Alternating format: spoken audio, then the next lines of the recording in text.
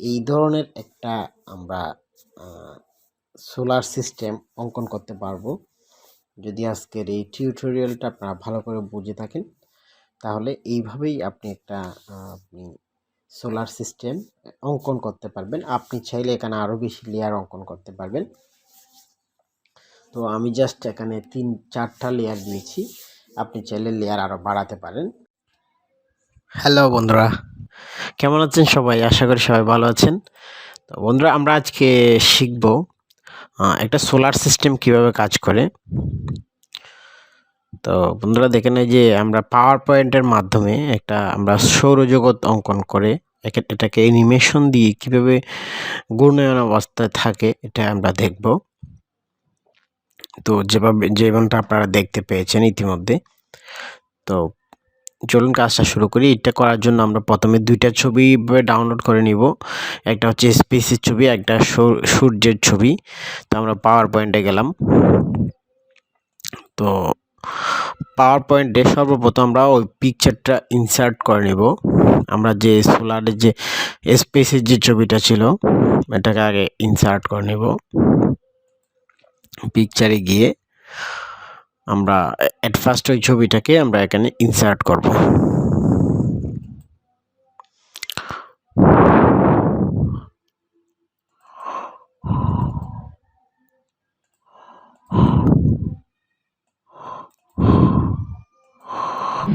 এখান থেকে আমরা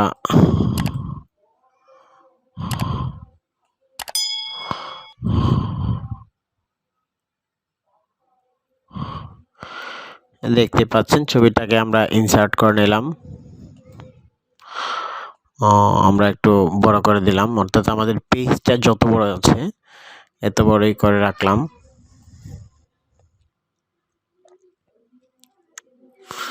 কাজ শেষ। এখন আমরা সূর্যের ছবিটা একটু নিয়ে নিব, এটাকেও আমরা ইনসার্ট করে নেব।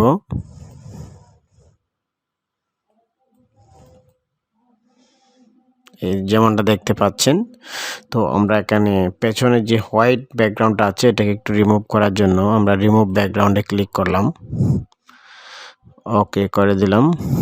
দেখতে পাচ্ছেন এখন জাস্ট সোলারের যে পিকচার এটাই রয়েছে, বাকিগুলা কিন্তু একদম রিমুভ হয়ে গেছে। আমরা এটাকে আর একটু ছোট করে দিই। তো এখন আমাদের কাজটা হচ্ছে,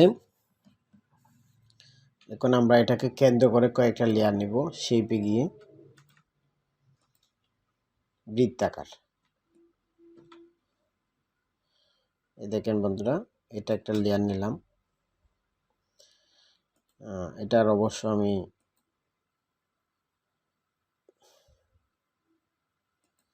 ফিল কালারটা নো করে দিব, নো ফিল করে দিলাম। এটাকে আরেকটু ছোট করে দিই।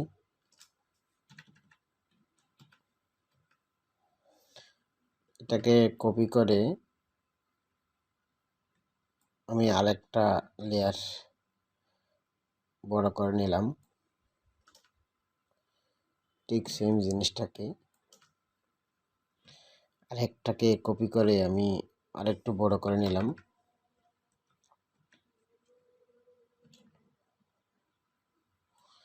ওই 3টা-4টা আপনি আপনার পছন্দ অনুযায়ী করতে পারেন। আমি এটাকে আরেকটা চতুর্থ লেয়ারটা নিলাম, অর্থাৎ 4টা। আপনি আপনার পছন্দ অনুযায়ী 5টা-6টা আপনি নিতে পারবেন, তাতে কোনো সমস্যা নেই।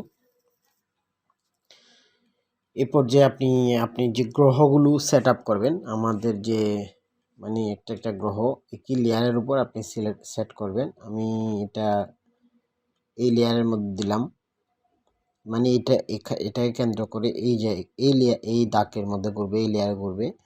তো এটার একটা আমি ফিল কালার আমার মতো করে দিয়ে দিচ্ছি।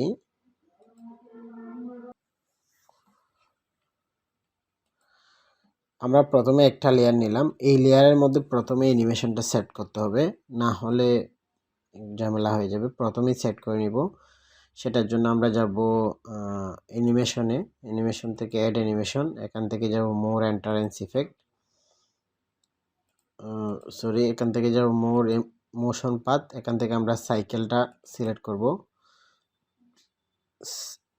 দেখেন সাইকেলটা সিলেক্ট করার পরে এই সাইকেলটা এভাবে রাউন্ডটা দিচ্ছি। তো একটু জুম করে দেখাচ্ছি। তো এই সাইকেলটাকে আমরা একটু সোজা করব। যে দেখতে পাচ্ছেন এখানে কিছু সাইন আছে যেগুলো দ্বারা সোজা করা যাচ্ছে। আমাদের যে বৃত্তটা নিয়েছিলাম সেই বৃত্তের উপর রেখে দিলেই কিন্তু কাজটা হয়ে যাচ্ছে। তো একইভাবে আমরা এখন যদি এটাকে সেট আপ করতে হবে। অ্যানিমেশন প্যানে গিয়ে এখান থেকে রাইট বাটন ক্লিক করে ইফেক্ট অপশনে যাব। যাওয়ার পর স্টার্ট স্মুথ এগুলাকে 0% করে দিব, অর্থাৎ 0 সেকেন্ড করে দিব। টাইমিং থেকে আমরা এখানে স্টারটা উইথ প্রিভিয়াস দিয়ে দেব। আর এটা হচ্ছে কতক্ষণ ধরে চলবে, এটা আমরা একটা 20 সেকেন্ড দিয়ে দিলাম। তারপর রিপিটের মধ্যে দিয়ে দিলাম হচ্ছে আপনার আনটিল এন্ড অফ স্লাইড, অর্থাৎ যতক্ষণ না আমি এন্ড স্লাইডে ক্লিক করছি ততক্ষণ এটা চলবে। ওকে, দেখেন এটা কিন্তু এখন নিজের মতো করে ঘুরতেছে। এখন এটাকে আমি কন্ট্রোল চেপে ধরে আরেকটা কপি করলাম, এটা এই জায়গায় সেট করলাম। করার পর এই লেয়ার অনুযায়ী এই অ্যানিমেশনটাকে আমাকে ঘোরাতে হবে। এটা প্রথমে এই জায়গায় রেখে এটাকে বড় করে দিলেই কাজটা হয়ে যাবে। এই যে দেখেন এখন বড় হচ্ছে।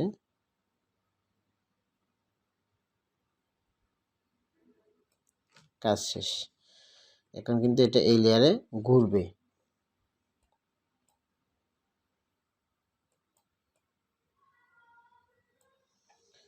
দেখতে পাচ্ছেন।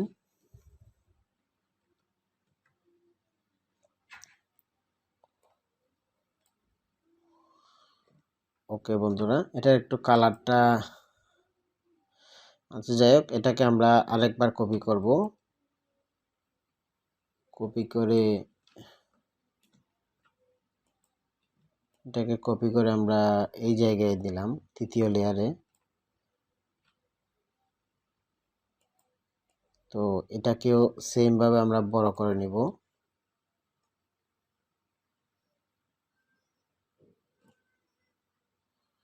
এই যে দেখেন বড় হয়ে গেল। এরপর এটাকে কপি করে অন্য একটা জায়গায় দিয়ে দিই, এই জায়গায় দিয়ে দিলাম। এই লেয়ারটাকেও প্রথমে এখানে বসিয়ে একটু আমরা বড় করে নেব। এই যে বড় হয়ে গেল। ওকে, এখন আমরা জাস্ট এগুলাকে একটু মডিফাই করব, কালারটা একটু চেঞ্জ করে নেব, একটু বড় ছোট করতে পারি আমাদের মতো করে।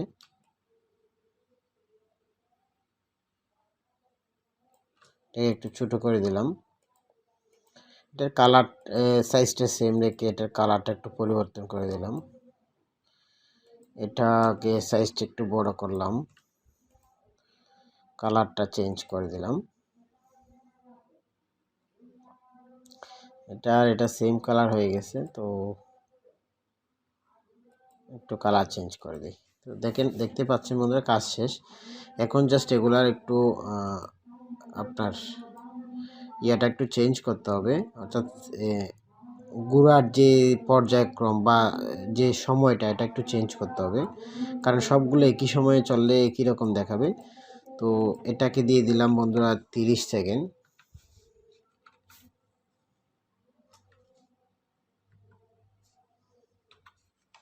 তারপর এটাতে দিয়ে দিলাম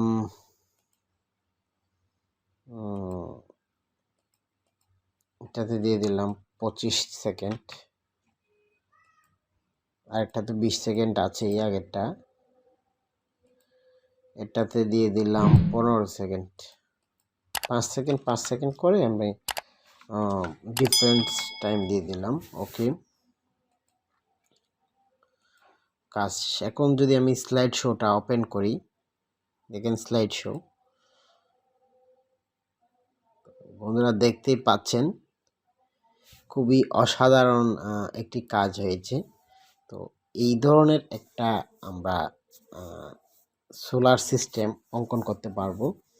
যদি আজকের এই টিউটোরিয়ালটা আপনারা ভালো করে বুঝে থাকেন, তাহলে এইভাবেই আপনি একটা আপনি সোলার সিস্টেম অঙ্কন করতে পারবেন। আপনি চাইলে এখানে আরও বেশি লেয়ার অঙ্কন করতে পারবেন। তো আমি জাস্ট এখানে 3-4টা লেয়ার দিয়েছি, আপনি চাইলে লেয়ার আরও বাড়াতে পারেন। তো বন্ধুরা, আশা করি আপনাদের এই সিস্টেমটা ভালো লাগবে যদি পাওয়ার পয়েন্টে আপনি অ্যানিমেশনের মাধ্যমে এই কাজটা করতে পারেন। দেখেন বন্ধুরা, কত সুন্দর করে অ্যানিমেশনটা চলতেছে। এটা কিন্তু চলতেই থাকবে যতক্ষণ না পর্যন্ত আপনি স্লাইডটাকে এক্সিট করবেন। তো বন্ধুরা, আশা করি বুঝতে পেরেছেন। তো যদি ভালো লেগে থাকে চ্যানেলটি সাবস্ক্রাইব করবেন, ভিডিওটি লাইক দিবেন এবং কমেন্ট করে জানাবেন কেমন লেগেছে আজকের ভিডিওটি। তো বন্ধুরা, সবাই ভালো থাকবেন। ধন্যবাদ সবাইকে।